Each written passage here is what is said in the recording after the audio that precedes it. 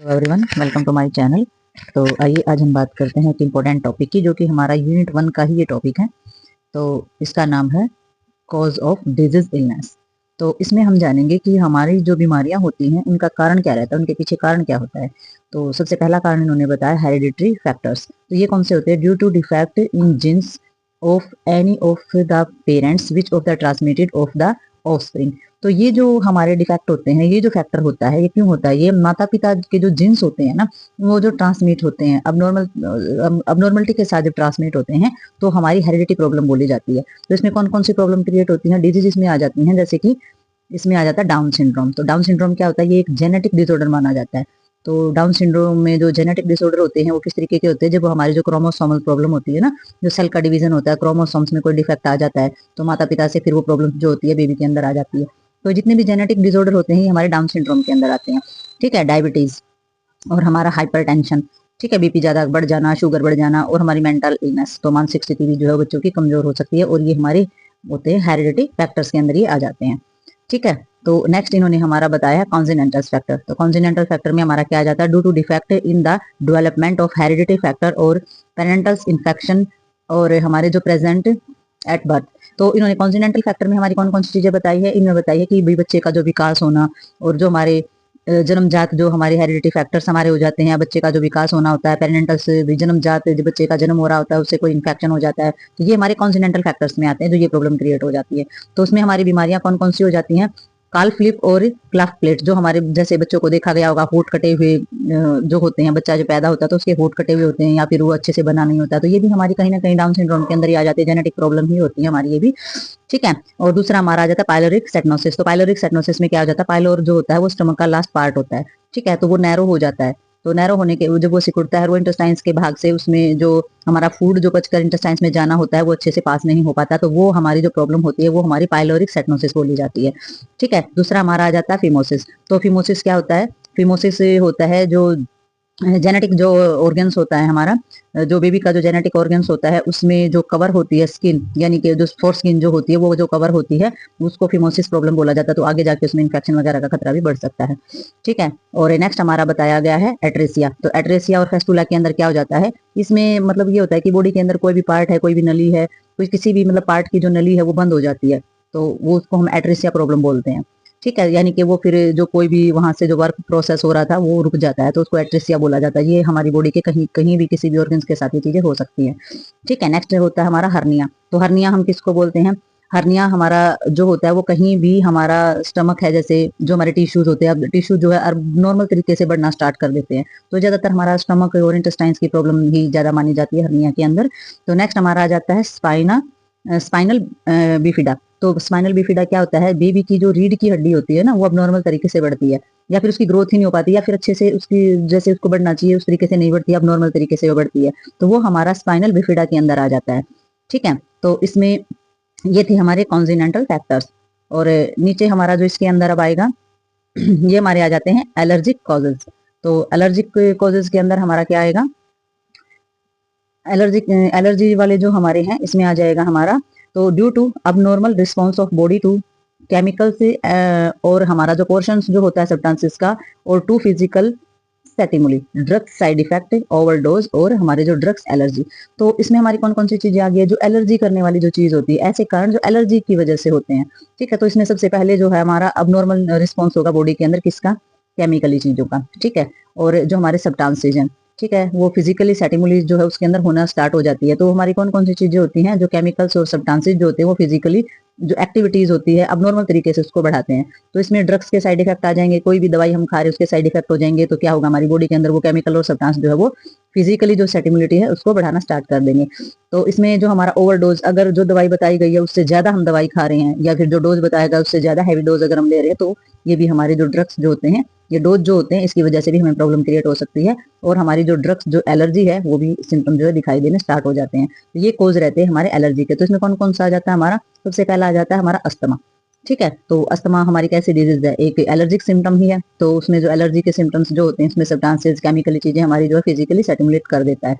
ठीक है, दूसरा हमारा आ जाता है लीवर टॉक्सिसिटी। तो लीवर के अंदर जो है वो पॉइजनिंग चीजें बढ़ जाना, टॉक्सिक चीजें बढ़ जाना।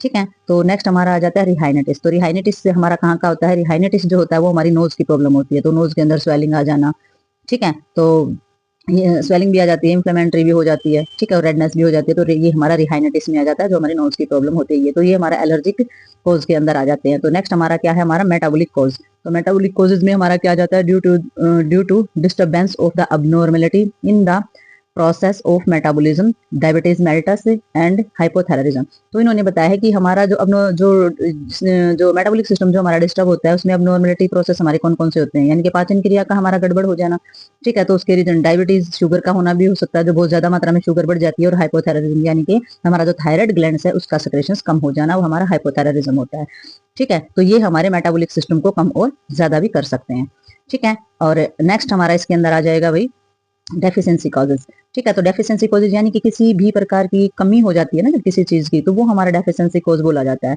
तो इसमें result from the inadequate intake और decrease absorptions of essential dietary factor. तो इन्होंने बताया है ये कब होता है, जब हम या तो कोई चीज जो है जो हमें हमारी बॉडी में जो इनटेक कर रहे हैं वो या तो हमारी अच्छी तरीके से एडजस्ट नहीं हो रही है, या फिर डिस्क्रीजिंग उसके अंदर आ गई है, ये हमारे डाइटरी फैक्टर के अंदर होता है। यानी कि या तो हम खा नहीं रहे हैं, अगर हम खा रहे हैं ना तो हमारी बॉडी जो है उसको एडजस्ट नहीं कर रही है, उसको ले नहीं रही है, ठीक है। तो उसमें हमारा अस्थमा दे रखा है इन्होंने, ये आ जाता है। हमारा रिकेट्स जो रोग होता है वो आ जाता है। तो रिकेट्स में सूखा रोग हम जिसको हिंदी में बोल देते हैं, तो ये जो सूखा रोग होता है, सूखा रोग का मतलब क्या हो जाता है कि विटामिन डी की कमी हो जाना। और विटामिन डी जब हमारी बॉडी के अंदर कम होता है ना, विटामिन डी नहीं मिलता है, तो उसमें जो कैल्शियम होता है हमारी बॉडी के अंदर, जो फास्फोरस होता है, उसे बॉडी एब्जॉर्ब नहीं करती है, ठीक है। तो एब्जॉर्प्शन नहीं होता है तो हमारी बॉडी का जो सूखना है अंदर से, यानी कि एब्जॉर्प्शन ना करने के कारण हमारा डिहाइड्रेट हो जाना अंदर से वो होना स्टार्ट हो जाता है, तो उसको रिकेट्स रोग बोला जाता है, और विटामिन डी की कमी से खासकर देखा जाता है, ठीक है। तो और भी हमारी जो विटामिन डी की वजह से deficiency, vitamin D deficiency disease हमारी दी गई है। तो विटामिन डी डेफिशिएंसी में हमारी यही आ जाती है, बोन का कमजोर हो जाना,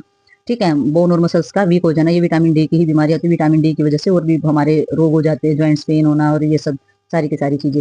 बेरी बेरी आपने सुना होगा, बेरी बेरी जो रोग होता है वो भी हमारा किस तरीके से होता है, विटामिन बी की कमी से हमारा बेरी बेरी रोग भी हो जाता है। तो आइए आगे और भी कॉज हैं वो देखते हैं हम कि इसके अंदर क्या क्या दिया हुआ है। तो ये है हमारा भाई, इसमें हमारा पैलेग्रा। पैलेग्रा में क्या होता है, पैलेग्रा में हमारा होता है जो स्किन जो है वो फट जाती है, यानी कि रफ स्किन हो जाती है, तो ये हमारा पैलेग्रा बोला जाता है। और नेक्स्ट हमारा होता है सकर्वी, ये हमारी विटामिन सी की कमी की वजह से हो जाता है। और ये हमारा है एनीमिया। एनीमिया का तो सभी को पता है कि फोलिक एसिड और जो हमारा आयरन कम हो जाता है, खून की कमी जो हो जाता है वो हमारे एनीमिया होती है, ठीक है। नाइट ब्लाइंडनेस, तो रात को कम दिखाई देना, ठीक है। तो ये हमारा जो नाइट या फिर बिल्कुल ही दिखाई नहीं देना, तो नाइट ब्लाइंडनेस जो है ये विटामिन ए की कमी से हो जाता है। तो ये डेफिशिएंसी के हमारे सारे के सारे डिसऑर्डर हैं जो डेफिशिएंसी की वजह से हो जाते हैं, या फिर हमारी बॉडी जिस विटामिन मिनरल्स या किसी भी चीज को एब्जॉर्प्शन नहीं कर रही है, तो उसकी वजह से ये चीजें हमारी बॉडी में दिखाई देती है, ठीक है। तो नेक्स्ट इसमें आ जाता है थैरोमेटिक कॉजेज। तो थैरोमेटिक कॉज में क्या आ जाता है, ड्यू टू इंजरीज, तो हमारी जो चोट वगैरह लगने से जो प्रॉब्लम क्रिएट हो जाती है, जैसे फ्रैक्चर हो जाना, ठीक है। अब फ्रैक्चर जो है मसल्स में भी हो सकता है, बोन के अंदर भी हो सकता है, कम भी हो सकता है, ज्यादा भी हो सकता है, ठीक है। हेड इंजरी, अगर सर के अंदर किसी प्रकार की कोई चोट लगी है तो सर के अंदर तो ब्रेन होता है या फिर हमारा नर्वस सिस्टम जो भी होता है, सारी की सारी चीजें ब्लीडिंग हो जाए या हेड के अंदर, तो वो हमारा जो रीजन होता है वो बहुत लंबा हो जाता है और बहुत ज्यादा गहरी डिजीज का भी कारण बन सकता है, ठीक है। तो नेक्स्ट हमारा इसमें हो जाता है साइकोलॉजिकल कॉजेज में क्या क्या आ जाता है, जो मानसिक जो कारण होते हैं।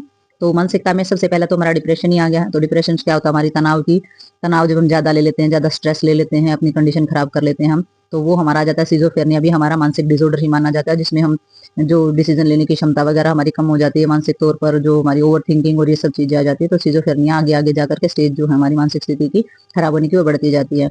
और हमारा मानिया जो होता है ये भी हमारा क्या हो जाता है, इसमें ज्यादा एक्साइटमेंट और मतलब चिकना चिल्लाना और इरिटेशन वगैरह है, ये सारी चीजें स्टार्ट हो जाती है। एंजाइटी डिसऑर्डर, इसमें बेचैनी हो जाती है, अपने आप ही चीजों को लेकर के बेचैनी और ओवर थिंकिंग जो है वो बनी रहती है। तो ये हमारा साइकोलॉजिकल कॉज के अंदर आ जाती है सारी की सारी चीजें। तो नेक्स्ट इसमें हमारा दिया गया है माइक्रो ऑर्गेनिज्म। तो माइक्रो ऑर्गेनिज्म जो होते हैं, सूक्ष्म जीव जो हमारे होते हैं, उनकी वजह से हमारी कौन कौन सी प्रॉब्लम क्रिएट होती है। तो due to micro organism infection दिए गए हैं इन्होंने। तो बैक्टीरियल इन्फेक्शन जो हमारे बैक्टीरिया की वजह से हमारा डिप्थीरिया है, टीबी है और हमारा टाइफाइड है। तो ये तो सारी बीमारियों के बारे में आपको पता ही होगा, फर्स्ट ईयर में भी पढ़ा होगा अपनी कम्युनिटी के अंदर। तो वायरल जो इन्फेक्शन है वो हमारा कौन सा हो जाता है, मीजल यानी कि खसरा है, चिकन पॉक्स है, छोटी माता हम जिसको बोलते हैं, एड्स है हमारा, ठीक है। और फंगल इन्फेक्शन जो है उसके अंदर हमारा आ जाता है कैंडिडेट्स, ये हमारे बैक्टीरिया के नाम होते हैं, फंगल या फिर हमारा निमोनिया, ठीक है। तो ये जो सारी चीजें होती हैं, अब ये जान लिया हमने कि ये वायरल होता है, ये फंगल की वजह से होता है, ये बैक्टीरिया की वजह से होता है। ये पैरासाइटिक जो इन्फेक्शन होता है, ये हमारा मलेरिया होता है, प्लेग होता है और फाइलेरिया होता है। फाइलेरिया एक तरीके का फीवर ही होता है। प्लेग, चेचक, हेजा, जो हमने जो डिजीज पढ़ी सारी की सारी वही डिजीज है। और माइक्रो ऑर्गेनिज्म इनके बता दिए गए कि ये फंगल है, बैक्टीरियल है, वायरल है, इस तरीके के हमारे होते हैं। ठीक है।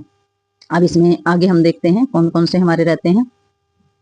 आगे इसमें हमारा आ जाता है नियोप्लास्टिक। तो अब नियोप्लास्टिक में देख सकते हैं due to abnormal of the uncontrolled growth of cells, जैसे कि ट्यूमर। तो इन्होंने बताया है इसमें हमारी कौन सी चीजें आ जाती है, इसमें हमारी आ जाती है नियोप्लास्टिक में कौन सी आ जाती है कि भी हमारी बॉडी के अंदर जो सेल्स होते हैं ना, वो अनकंट्रोल जो है अनकंट्रोलेबल ग्रोथ करते हैं, यानी कि कंट्रोल नहीं कर सकते हम उनकी ग्रोथ पर। तो वो हमारी कौन सी होते हैं, वो हमारे कैंसर सेल्स होते हैं, ट्यूमर वाले। तो इन पे कंट्रोल करना बहुत ज्यादा मुश्किल हो जाता है। एक बार जब हो जाते हैं तो बहुत ज्यादा दिक्कत जो हो जाती है। ठीक है। तो ये हमारी अबनॉर्मल जो है अनकंट्रोल्ड ग्रोथ जब सेल की होती है, तो वो हमारा नियोप्लास्टिक कोज के अंदर आता है। ठीक है। आगे हमारा आ जाता है इसमें आइडियोपैथिक। तो आइडियोपैथिक में क्या आ जाता है, ये कोज जो है अननोन होते हैं, इनके कारणों का भी पता नहीं चलता है। ठीक है। सेल्फ ऑरिजिनेट होते हैं, अपने आप ही ये पैदा हो सकते हैं। ठीक है। स्पॉर्नोसिस ऑरिजिन्स ये होते हैं और ये फिर ग्रोथ भी करते हैं। तो ये हमारे आइडियोपैथिक में होते हैं। ठीक है। नेक्स्ट हमारा इसमें आ जाता है डीजनरेटिव। तो डीजनरेटिव के अंदर हमारी कौन कौन सी चीजें आ जाती हैं, तो इसमें result from of the degenerative change that occur of the tissues and organs, liver crisis और अर्थराइटिस। तो इसमें क्या हो जाता है, किसी भी चीज का डीजनरेट होना। ठीक है। तो डीजनरेट होने यानी कि किसी भी ऑर्गन्स के अंदर किसी भी टिश्यूज का दोबारा से या फिर उसका आकार बढ़ जाना, ये सारी चीज उसी का रिजल्ट होता है। जैसे कि लीवर क्राइसिस, लीवर में प्रॉब्लम हो जाना या लीवर का बढ़ना शुरू हो जाना। अर्थराइटिस जो होता है जैसे गठियाबा होता है। ठीक है। तो ये हमारी डीजनरेट होने वाली चीजें होती है जो किसी भी ऑर्गन में अब टिश्यूज की वजह से हो सकती हैं। ठीक है। तो नेक्स्ट इसमें हमारा आ जाता है लेथ्रोजेनिक। तो लेथ्रोजेनिक में क्या हो जाता है, result from of the treatment of disease, chemotherapy, side effect और एलोफिकिया एंड डायरिया। तो इन्होंने बताया है कि लेथ्रोजेनिक हम उनको बोलते हैं, यानी कि हम किसी बीमारी का इलाज करा रहे हैं। ठीक है। ट्रीटमेंट ऑफ डिजीज, किसी बीमारी का इलाज करा रहे हैं, तो उसका रिजल्ट हो सकता है। जैसे कि कैंसर है, कैंसर का इलाज कराने के लिए कीमोथेरेपी करानी पड़ती है, लेकिन जो कीमोथेरेपी होती है उसके भी साइड इफेक्ट होते हैं। तो कीमोथेरेपी का जो साइड इफेक्ट हमारे होते हैं उसको हम क्या बोलते हैं, लेथ्रोजेनिक प्रॉब्लम बोलते हैं, लेथ्रोजेनिक कोज बोलते हैं। जब हम किसी बीमारी का इलाज, जैसे कि किसी बीमारी की हम दवाइयां खा रहे हो, वो दवाइयां ही हमें साइड इफेक्ट कर जाती हैं, तो उस चीज को हम क्या बोलेंगे, लेथ्रोजेनिक बोलेंगे। ठीक है। तो उससे दस्त भी लग सकते हैं, किसी किसी को जैसे लगवाते हैं, इम्यूनाइजेशन कराते हैं, बुखार भी हो जाता है, एलर्जी भी हो जाती है। ठीक है। तो इस तरीके की जो चीजें होती हैं वो हमारी लेथ्रोजेनिक बोली जाती हैं। तो ये जो जितने भी हमारे डिजीज इलनेस के जो जितने भी कारण थे वो इसमें दिए गए थे, वो सारे के सारे हमारे क्लियर हो गए हैं। तो हमारी जो यूनिट 1 है फाइनली कंप्लीट हो गई है। अब हम आगे चलेंगे, अगली जो वीडियो आएगी वो हमारी आएगी यूनिट 2 में कौन कौन से डिसऑर्डर और डिजीज हमारे स्टार्ट होती है वो हम करेंगे। तो आई होप जो भी इस तरीके से समझाया गया है वो आपको समझ में आया होगा, और आप इसमें से अपने नोट्स भी बना सकते हैं, अच्छे से लर्न भी कर सकते हैं, अपनी प्रिपरेशन भी कर सकते हैं एग्जाम के लिए। तो अब मिलते हैं किसी नई वीडियो में नए टॉपिक के साथ, तब तक के लिए बाय बाय।